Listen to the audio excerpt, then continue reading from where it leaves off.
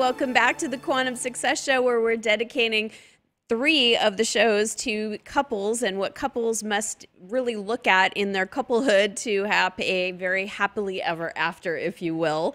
So welcome back, Frederic. Thank you for having me here. I'm so thrilled that you finally said yes. Yes. Yes. Yes. Say yes.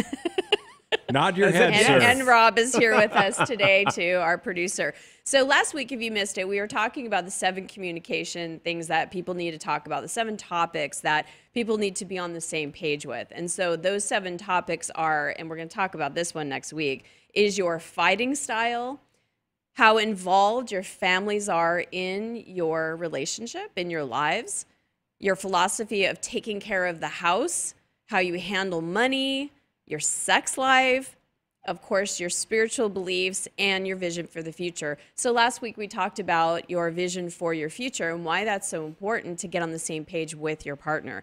Today, we're actually going to be talking about your spiritual beliefs. So, and another way of saying that is, what is your goals as far as personal development and personal growth? Because for me and my philosophy, everything is spiritual. We are a human being having a spiritual experience because we cannot not be, because each one of us, if we're alive, we have life living us, which is the divine in us. So every person has a spiritual life. So whether you call it a religious life and you go to some form of, church or wherever for a religious part, that's not what I'm talking about. I'm talking about a spiritual life, that part of you that breathes you, that is beating your heart, that is calling you forth, that gives you desires and creativity, that wants you to be more than you ever are. That's what I'm talking about. And the conscious part. The conscious part. See, I talk a lot and he just comes in one word and says it all. So perfect. So that's called marriage right there. Yeah. You talk a lot, he says one word. It's a beautiful marriage. I bring a little levity to the program. Everything works out like that. Yeah. Wow, you just described our whole marriage. Should be a couples therapist. So what is your perspective on why is that so important for couples to have not only their own spiritual practice, but together as a couple?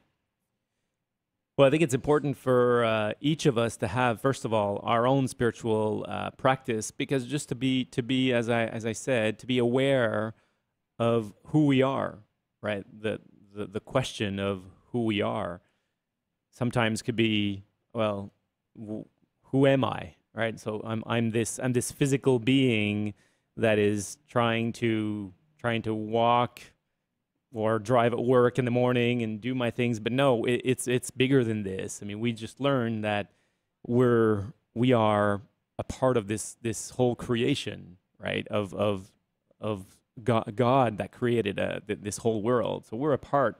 We just learned that? You and I just see, that's part of our couple, is that one of the things we're going to talk about in the couples retreat is coming from we language and I language, because I've known that kind of for a while. Thank you very much. So I just learned that at the retreat that we were in, or actually it was more of a reminder for me that we are more than just the existence of who we are. We're God's creation. We're part of the trees. We're part of the water. We're part of this whole planet together.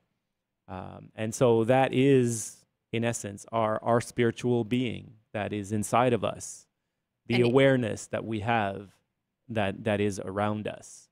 And growing that and having more of a connection with that within each person. And what is the practice? Because it's very different from other people. Some people, I know a lot of women take online courses and they do meditation, they do healing work and things like that. And maybe their husband doesn't want to do that, but maybe he meditates, or maybe he does affirmations, or maybe he just takes time to be in silence to connect with himself. It can look very, very different in the couple, but as long as each person is connected to who they really are and are coming from the higher perspective of themselves, not just the, see it, taste it, touch it, physical this is all there is, the 4%, as I write about in Quantum Success, that who this is, that we know ourselves to be as a physical unit, is only really 4% of who we really are. The 96 is that spiritual perspective, that connection part to the non-physical. And so when we can be aligned, and then our partners can be aligned, now what happens is that there's an energy exchange that's of a higher space.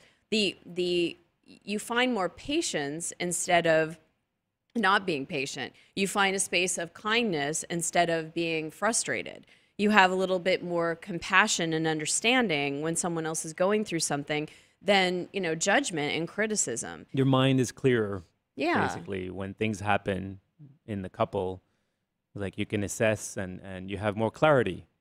Absolutely. Of what's going on. And the communication, therefore, is more clear. I mean, we had a situation the other day. It was like, with the elf on the shelf, we have a little Zippy Cuddles, that's what the boys named our little elf on the shelf. And so every morning, Maxim is like, that's the first thing he thinks of is like, where's Zippy Cuddles? And it's like adorable. So the other morning we slept in and I went to bed at like 8 o'clock and I forgot to remind Frederic, excuse me, to move Zippy. And so it was 8 o'clock in the morning and I woke up and I went, did you move him elf on the shelf? And did you move Zippy? And he goes, and no. I went, uh-oh. Right? So he goes, maybe we can get out there really quick. And I'm like, they're already up. I mean, it's 8 o'clock in the morning, right? So I open the door and they're literally, both of them are sitting on the couch and Maxim's like, he didn't move. And I'm like, ah. So then they asked me, what time did you go to bed, Dad? Oh, I went to bed late. And then they were like, oh, so that's why. It's because of him. Oh, okay. He couldn't move. He couldn't move because I was went too to bed late. So, whew, right? But Close call. Close call, right? But in just a silly life situation like this, I felt frustrated with myself because I saw the disappointment on their face, right? And we're talking about a little elf on the shelf. There are bigger things in life and other arguments, and we're going to get into how to argue next. But yet, next to one. a very young person at this point in his life, it is important. It's very important. Yeah. And I saw that disappointment on his face. And so I felt bad, right? And in normal couples that are not self-actualized, that don't have their own spiritual practice, I could have easily blamed him and said, I went to bed. Why didn't you do it, right? That you language. It was your fault. And instead, I took some time for myself and I said, okay, I'm feeling disappointed. I'm feeling frustrated with kind of both of us. But first of all, I have to own where I'm at. And I came to him and I said, listen, I have to tell you, I'm upset with myself because I went to bed early and I forgot to remind you. And I'm upset that you didn't remember and that those little boys, especially Maxim, had that little look on his face of disappointment. And he goes, I know, I'm disappointed too. And so a moment of complete, like what could have, it was your fault. No, your fault. Blame. And then created this drama, created this controversy because he was connected to himself and knows that, it's not the end of the world and he's got a bigger perspective, right? And that things happen. We're human. We make mistakes. And I was also connected to that space. We were able to come together in a loving way and communicate what needs to be done next time. Now, again, it's an elf on the shelf, but when we have these communications, it's because I'm connected with myself. I do my own spiritual practice. And when I'm feeling off, I do my energy work. Same thing with Frederic. You want to speak to that? Well, yeah, it's being connected to myself that allows me to listen to you, right? To listen to the words that you're saying to me so that I can myself interpret them and not feel like it's a blame, right? I'm being attacked, and then all of a sudden it's like I'll brush it off and come on, this is just Zippy Cuddles. No. Or Zippy Cuddles. Yeah, Zippy Cuddles. It actually is, but it's listening to what you had to say and knowing that, all right, you were upset. I got that, it was disturbing you, and it did disturb me because I know that it's important to our kids. Right. So yeah, it allowed me, being in my spiritual self, to go there with you and say, all right, yes, I am disappointed as well. Well, I find even for you that when you're doing your spiritual practice and when you're connected, you're less defensive. Even if I could come to you and say, I'm feeling upset or I'm depressed I'm upset about something or I feel irritated or whatever the I am is in the moment when I'm feeling that. There are times when you're not in your higher self where you might be a little bit more defensive because you're not feeling connected. You're in a negative space within your own, head, and the same vice versa. Mm-hmm. When I'm disconnected from myself and I'm not in my dedication of practice, you might come to me and I might take things more offensively, or I might take things more personally. And so that's why it's really important in a conscious, loving relationship is for each individual to do your own inner work and then have that connection with each other, because it's all energy, you know. And I like to say that sometimes what happens is when, say, the woman, just because I work with a lot of women, do the energy work, right? They're used to doing a dance with their partner that's maybe they're doing the salsa, right? And then the woman changes, she shifts a lot. And now she's doing the tango and the partner's still doing the salsa. You have to, that's why the vision is so important, and to create that vision together and communicate what's happening, because the partner now also needs to do the tango too. You know, it's like they need to learn and dance the same steps. You're looking at me funny, why? Because I can't learn my dance steps. He's still having trouble with the foxtrot, and you're bringing up the tango.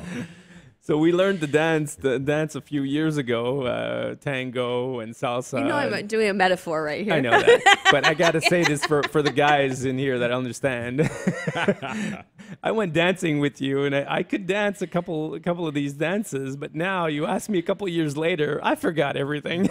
I can't remember anyone. See, that's why spiritual practice is important, to do it on a daily basis so that it helps the couple. Yes. So Do let the us know tango. what you thought. This is one of the critical parts of being a conscious, loving couple, is having your spiritual practice and allowing your partner to have their spiritual practice. It might look different than yours, but as long as you're both clear, you're both aligned, you're both connected, and then you can come from that heart space with each other, that improves the relationship, and it allows you to create truly a vision for what you want and live into that future. So leave us a comment. Leave us a comment. Let me know what you're thinking. Thanks.